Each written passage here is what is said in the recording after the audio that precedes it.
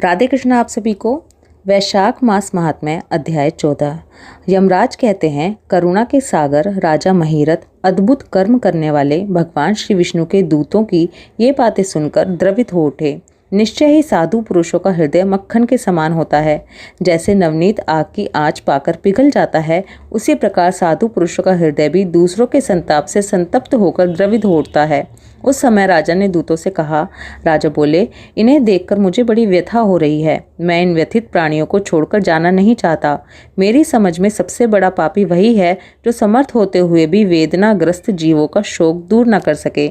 यदि मेरे शरीर को छूकर बहने वाली वायु के स्पर्श से ये जीव सुखी हुए हैं तो आप लोग मुझे उसी स्थान पर ले चलिए, क्योंकि जो चंदन वृक्ष की भांति दूसरों के ताप दूर करके उन्हें आह्लादित करते हैं तथा जो परोपकार के लिए स्वयं कष्ट उठाते हैं, वे ही पुण्यात्मा हैं।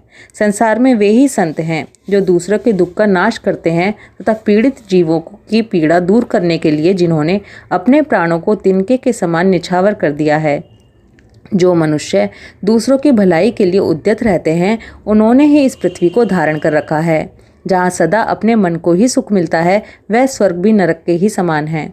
साधु पुरुष सदा दूसरों के सुख से ही सुखी होते हैं। यहाँ नरक में गिरना अच्छा, प्राणों से वियोग हो जाना भी अच्छा, किंतु पीड़ित जीवों की पीड़ा दूर किए बिना एक क्षण भी सुख भोगना अच्छा नहीं है। दूत बोले, राजन, पापी पुरुष अपने कर्मों का ही फल भोगते हुए भयंकर नरक में पकाए जाते हैं।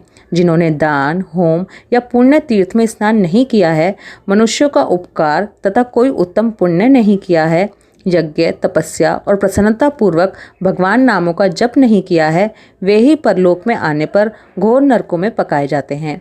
जिनका शील स्वभाव दूषित है, जो दुराचारी, व्यवहार में निंदित, दूसरों की बुराई करने वाले और पापी हैं, वे ही नरकों में पड़ते हैं। जो पापी अपने मर्म भेदी वचनों से दूसरों का हृदय विदीर्ण कर डालते हैं तथा जो पराई स्त्रियों के साथ विहार करते हैं, वे नरकों में पकाए जाते हैं। आओ, अब भगवान के धाम को चलो। तुम पुण्यवान हो, इसलिए अब तुम्हारा यहाँ ठहरना उचित नहीं है। राजा ने कहा, विष्णु दूतगण, यदि मैं पुण्य आत्मा हूँ तो इस महाभयंकर यातना मार्ग में मैं कैसे लाया गया? मैंने कौन सा पाप किया है तथा किस पुण्य के प्रभाव से मैं विष्णु धाम को जाऊंगा? आप लोग मेरे इस संशय का निवारण करें। दूत बोले, राजन, तुम्हारा मन काम के अधीन हो रहा था, इसलिए तुमने कोई पुण्य यज्ञ अनुष्ठान तथा यज्ञ वशिष्ठ अन्न का भोजन नहीं किया, इसलिए तुम्हें इस मार्ग से ले जाया जा रहा है।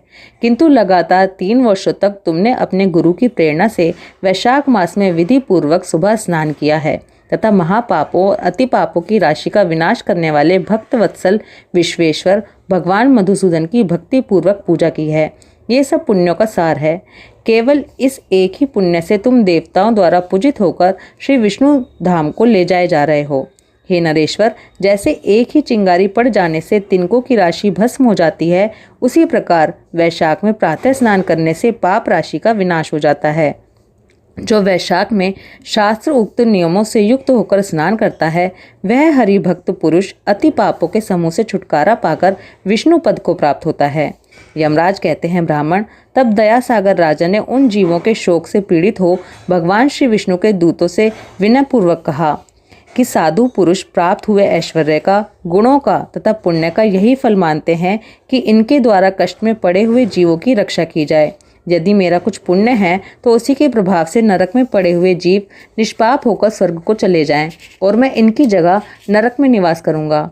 राजा के ऐसे वचन सुनकर श्री विष्णु के मनोहर दूत उनके सत्य और उदारता पर विचार करते हुए इस प्रकार बोले, इस दयारूप धर्म के अनुष्ठान से तुम्हारे संचित धर्म की विशेष वृद्धि हुई है।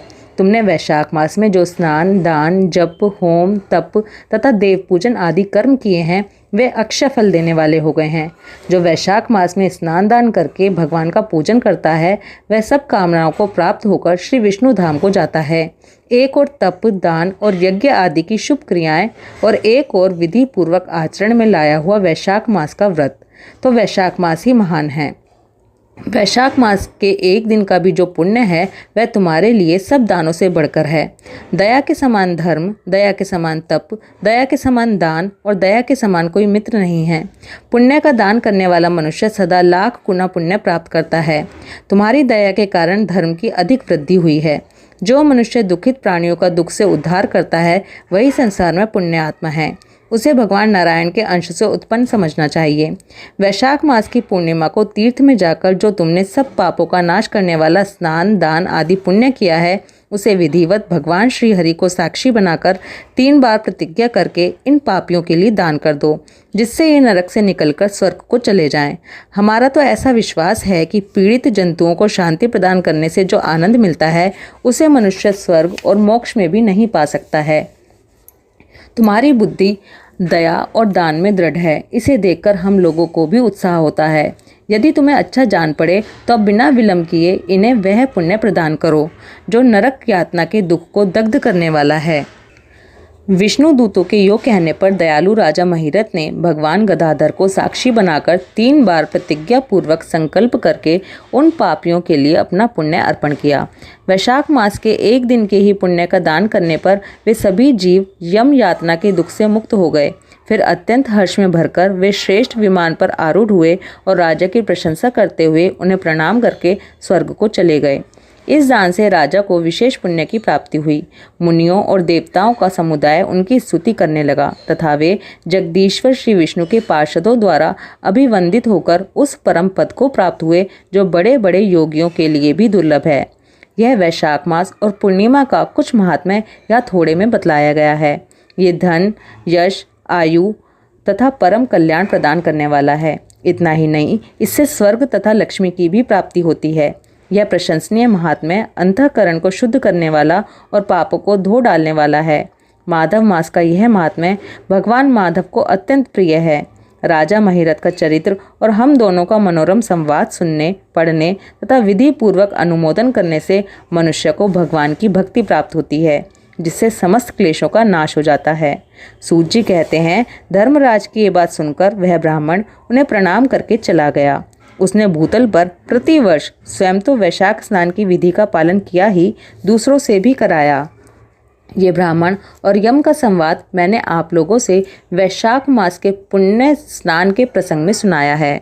वैशाख मास महात्म्य अध्याय 14 समाप्त। ओम नमो भगवते वासुदेवाय। राधे कृष्णा।